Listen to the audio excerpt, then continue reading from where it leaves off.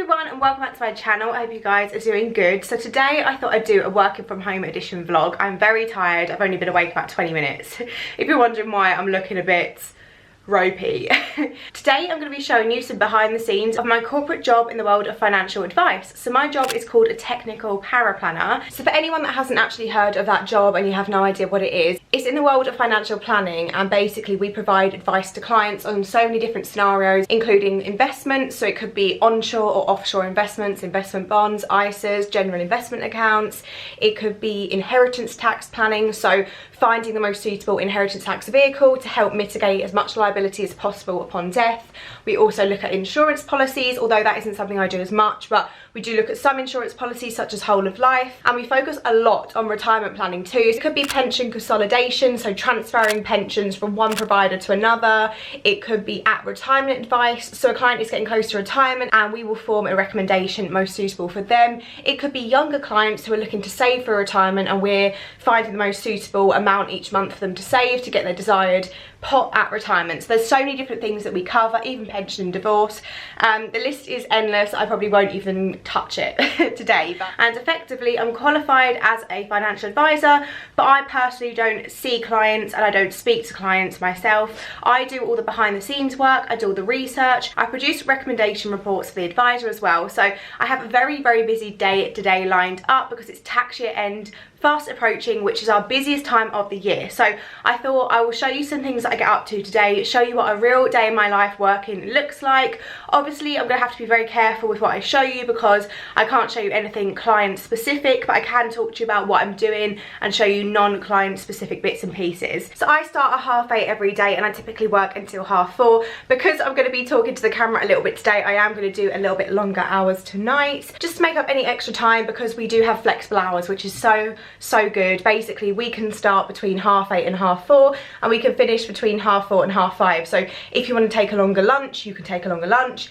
If you want to lay in a bit, you could lay in a bit. So that's really good. It's a really good perk of my job. So I'm going to log on now. It's actually 8:30 on the dot, so it's time to log on. We use something called Citrix Gateway and I have to log on with this authenticator app. Prove it like that. Often takes a few attempts, but today it's not playing up for the camera, but it normally does. Whilst that's loading up, I'm going to get my food ready for my little French bulldog. That is something I love about working from home. I can spend all the time in the world with my little baby. Although she is a lockdown baby, I got her at the beginning of lockdown and she is honestly the best colleague I could have, let me tell you that. Lola, dins. The first thing I seem to do every single morning is check my emails. I feel like you'll hear Lola in the background today. She'll be making all sorts of little grunty noises. Frenchies are very vocal. But I always seem to come into so many emails. So I have come in to 35 emails. So yeah, there's quite a lot of emails to get through. I can't show you emails sadly, because obviously that is confidential things, but don't worry, we're going to get juicy later on and show you some bits and pieces that I get up to in my job. So yeah, I'm going to take about half an hour out now to go through all my emails. I try and blitz them really quickly. I try and basically respond to any that I can respond to, delete anything that I don't need to action, and flag anything that I need to do later. But I'm very organised with my emails. I don't like to have a scroll in my inbox. You know when you could scroll and go down, I get really overwhelmed when it's like that. I really like to have like 5 or 6 emails outstanding at any time maximum. So obviously it's not going to be like that straight away, but basically I try and get it down as many as I can, and then throughout the day I'll chip away at some emails if I can too to get it down, because I can't stand work sitting there. If I'm given something to do, I've got to do it within a few days maximum and get it off my desk. I don't like things sitting there for weeks. Like, that's just not how I operate around here. So I'm going to do my emails. I'm going to go make myself a brew as well. Okay, so I'm just going through my emails now, and there is actually a couple of bits of work to do off the back of them. So I thought I'd talk you through what they're going to be. So the first thing is basically report amends. So I produce a recommendations report, and they are so long, guys. They're between 14 and about 30 pages per report. And that's basically detailing all the research and the recommendation for the client. Then they go to the financial advisor to check, because they go out in his name. So he has to be happy with the content of the report because effectively his name is on it. So he will review it, then it comes back to me, then there may be a few amends because he sees the client, obviously I don't, so he might know some personal touches about the client that I didn't know, so he'll add that in. And then once that's done, it goes to the compliance. Oh, Lola's barking, 1 second, being interrupted by the dog. But once that's done, it then goes to the compliance controller, who then basically checks over the report from a compliance aspect, because that is really key for our firm and any financial firms out there. If the report is deemed high risk, and it's high risk for the company because of the advice we're giving, it doesn't mean it's bad advice, it's just certain areas are high risk, like pensions are high risk, a lot of inheritance tax planning is high risk, because some of the investments are higher risk investments, so they need to make sure that they are comfortable with them and suitable for the client. So it will go to him for a review, and then he might come back and say, all good, but there's 1 or 2 points that you need to add in there to cover off further details, because he's obviously super qualified in that area and will spot things that we may not spot as advisors or paraplanners. So yeah, that's kind of what I've got to do today, just some little tweakments and amends to some reports just to finalise them and get them sent to the clients. Then once I've done the report, it will go to the administrator paraplanners, who effectively issue it to the clients to do all the application forms and all the paper-based stuff as well. So I'm amending the reports, like I said, and a lot of it is client confidential stuff, so I can't really go into it yet, but, well, not at all. But I thought I would show you some of the things that a report covers. So this particular report is covering an ISA transfer, so we're transferring from one provider to another, and that is because the charges are more competitive and lower with the new provider, as well as the performance of the investment that we're recommending, so it's more beneficial to the client in our eyes. And then we're also recommending they encash a investment bond, because the taxation isn't as favourable as an ISA, as an ISA is tax-free, and then we're recommending she uses the proceeds from the encashment to top up her ISA for the tax year, so utilising her ISA allowance. So every report obviously has a contents page. So the things I can show you is, once we've detailed their background and objectives, why we're looking to do this advice, etc, etc, we then cover their affordability. So we just basically say that they have sufficient funds to access in the event of an emergency, and that they can proceed with the advice and recommendations. So that's always important. Obviously we have to check these things, we can't just put it in the report, but obviously we verified that and checked it. And then we have to go through attitude to risk and capacity for loss. So we assess a client's attitude to risk on a 1 to 10 basis. So 1 is very low risk and 10 is higher risk. So a client typically will sit between probably a 3 and a 7, I want to say. And we just have to give a bit of blurb about what a risk profile for investor is and what sort of investments they would go into based on that. Then we have to go over capacity for loss, and this is basically discussing their capacity if they were to lose any money. So if they lost some of the investment, how would that impact them financially? So that's really important, because if they're relying on this money and they could not see a drop in the money, then it may not be suitable to invest it. So we always have to cover off things like that too. So this bit is the investment recommendations, and we're going through what they already have and what we're recommending. So when we're reviewing an existing investment that a client has, there's lots of things we have to compare. So above here, which obviously I've hidden, is a summary of their existing ISA. So it's talking about the product and what it offers. Then we have to do a charges comparison. So we're reviewing their existing policy charges versus what we're recommending, and then we produce a comparison here to show you the difference. So it's basically making a cost saving of 0.52% per annum by moving. So that's always something we have to cover off. Then again, without showing the actual investments here, we then produce a comparison of what they're currently invested in versus what we are recommending. You see a big drop in the market here, and this was during all the initial stages of lockdown and all of that. It really massively impacted the market. As you can see, there was a huge drop, although it is starting to recover now, and we've recovered to pre-initial lockdown levels, which is good. Obviously not every investment, but the investments that we are looking at for this report. Then I produce a little blurb here about the comparison, and I speak about it and I compare it. And then here we're talking about asset allocation. So asset allocation is effectively how the money is split between different asset classes. So an asset class is things like cash, bonds, equity, so stocks and shares, property. So basically we're talking about the asset allocation, why it's important to spread your money over lots of different asset classes, as well as regions too. So obviously you have bonds, property, equities. However, we then look to spread them over different countries too. So you'll have a UK bond, an American bond, a Japanese bond. There's loads of different bonds you'll hold. Then you might hold stocks and shares in lots of different countries too. And that basically spreads and diversifies the risk, because if a bond in Japan goes down and loses money, it's unlikely that every single bond in the whole world is going to go down. But if they do, it's unlikely every equity in the world is going to go down. So it's basically putting your eggs in loads of different baskets to diversify the risk. Obviously, investment's always going up and down, but we hope that when some go down, some may go up. So you're kind of balancing out the risk. So this is just a blurb kind of covering all of that off and talking about that. And that is kind of all I can show you on this report. So that's a little bit of a kind of quick rundown as to some of the things that we cover off in a report. So yeah, hopefully you found that bit interesting.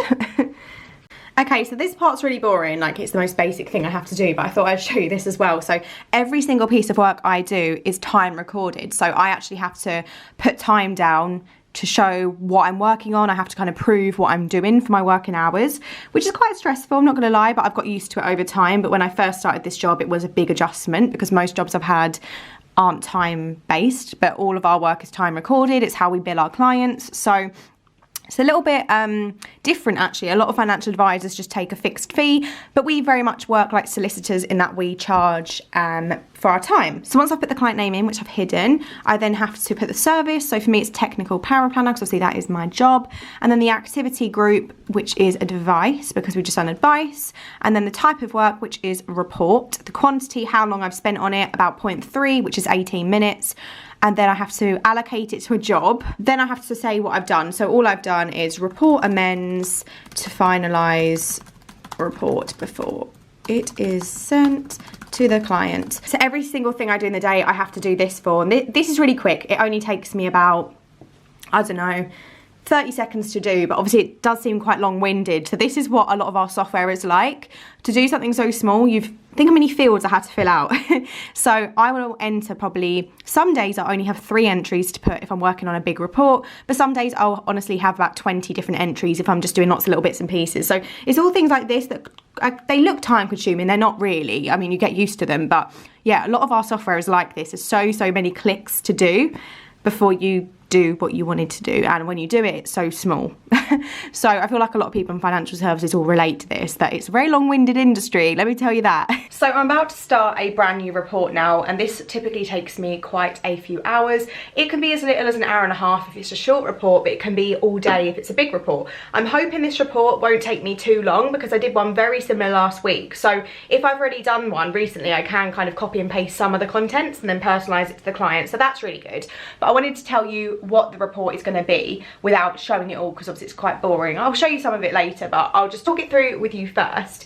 So this report is for a venture capital trust investment. So this is very much a tax year end sensitive piece of work. So a venture capital trust is the investment wrapper. So you have an ISA, you have a pension, but within them wrappers, you invest into underlying holdings. So the VCT is the wrapper, the product wrapper, and then you invest into underlying holdings. Effectively what it invests into typically is start-up businesses. So it will be small start-up businesses. Some aren't brand new, but a lot of them are kind of early stage businesses, and these businesses basically need to raise capital to help them start up their business. So they will obviously apply to try and be part of a VCT. So what is the benefit for a client? Well, the client is investing into a high risk investment. So obviously they're taking a lot of risk with their money because it's a startup business, it could collapse. But in return, they obviously may do really well. They may get a high return. So it's kind of like that risk and reward factor. But the main benefit for a client in doing this is income tax relief. So they get 30% income tax relief. So effectively, if they invest £100, they'll get £30 income tax relief. So it's really good for clients who have high income tax liabilities, because they can invest into this sort of investment with surplus capital they have. So they may have savings that they don't need. So they can use money they don't really rely on to invest into something high risk. And then they will get an income tax relief of 30%. Obviously that is putting it really kind of basic terms. There's way more to it than that, but I don't want to overcomplicate things and confuse you guys too much. So that is basically what I am doing right now. So this particular client, I'm recommending 2 different VCTs. So I then have to go away and do research. So the report I do is like the final thing. It's just the summary of the research I've done. So first off, I have to go away now and look at VCTs and look at what is on the market at the minute and what's available, and I have to compare things like what they're investing into. Is that underlying investment suitable for the client? What is the minimum investment amount? What are the charges? What is the exit strategy? There's so many things I have to look at before we actually decide what ones we're going to invest into. So yeah, I've kind of chosen the 2 that I want to invest into already, and then now I'm doing the report side of things. So I chose the 2 last week, and the report is going to be 26 pages long. So I thought I would show you a little bit of the research I have to do before recommending a VCT. So I have hidden the provider names because it's not confidential, but you know, I don't know if I should be sharing that or not, so I'd rather, if in doubt, not show it. But I did want to show you what I looked at. So there are so many providers out there, so I had to look at about 20 odd providers and then kind of narrow it down by applying filters because we have a research system we use for that first. So then I kind of extracted the data and put it into an Excel spreadsheet of the kind of 3 providers that we want to use, because we try and nail it down to a couple of providers. And then I'll present this to the advisor. He say, yes, it's great, or no, I'm looking for something a little bit different. So anyway, this is kind of the sort of things we look at. So number of underlying holdings. So this is the number of underlying companies that the products have. So some of them have 10, some of them only have 4. So 4 isn't very diversified. So this was kind of my early stage research, and then we did a little bit more. But anyway, so where they invest and the size of the companies. So this one's later stage, so established products or services. This one's later stage again, but this one is pre-revenue or pre-profit or early stage. So this one will be a little bit more higher risk because what they're investing into isn't as established. And then when was the VCT established? So this is basically when did the fund manager who runs a VCT start the VCT? So this one is 2018, 2017, and this one is only December 19. So this one obviously is looking a lot more risky because it's newer, it's a newer VCT, so it's not been going as long, so they've not got as big of a track record, and they're investing into earlier stage investments. But that doesn't make it wrong or bad. You just have to have different options available for clients, because some will like the riskier, but some might want something a little bit more tamed down.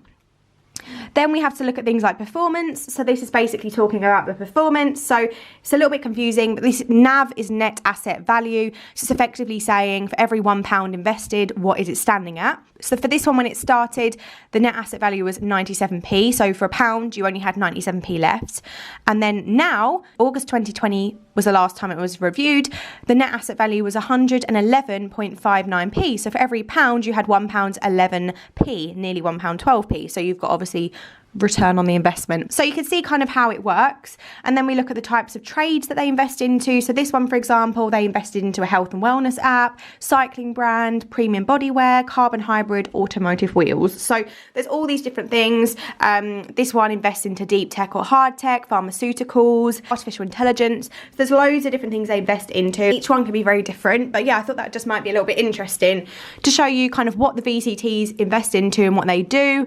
And this is the sort of stuff that we have to look at before we advise on what VCT is suitable for our clients. It's only 9:20, so I've not even been working an hour. I've done all the emails that I had to go through, 2 report amends, and yeah, started my first report. So I do feel like I'm quite fast paced in the morning. I just want to bang through a load of stuff and get it done. I do tend to burn out a little bit throughout the day, but I'd rather go full force in the morning and just smash so much work out as much as I physically can, because it makes me feel good, it makes me feel productive, I feel like I've got a lot done, and then I can kind of not take it easy in the afternoon, but I could just slow down a little bit and work at a normal human speed. But I do tend to, I don't want to say rush, because I feel like rushing equals mistakes, and I try and not make mistakes. But yeah, I try and work as quickly as possible in the morning to bang through a load of work, get it done. So that is what we're doing now. So yeah, I'm working on that VCT report. I've then got another 2 VCT reports to do, so I don't think I'll get them all done today. But yeah, if anything else comes up that's non-VCT related, I'll show you, because I don't want to bore you. I want to give you ideas as to lots of things I do, but every single day my job is different. Like no day is the same.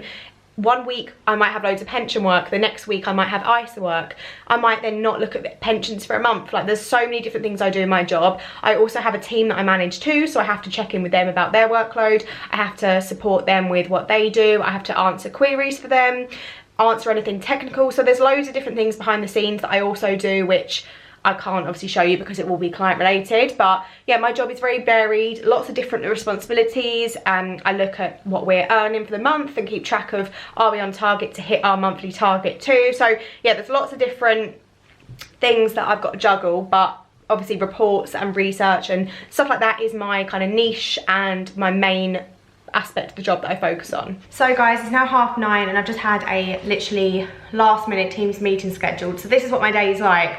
I plan to do something and then something else comes up. So yeah, I'm joining the meeting now. I have no idea what it's about. It's just run by the advisor and for my team of 5. So yeah, I'll catch up with you probably afterwards. I've just come into the hallway because the lighting is better out here. Oh my god guys, it is 11:27. I've just got off that meeting. It started at 9:30. 2 hours, like Jesus Christ.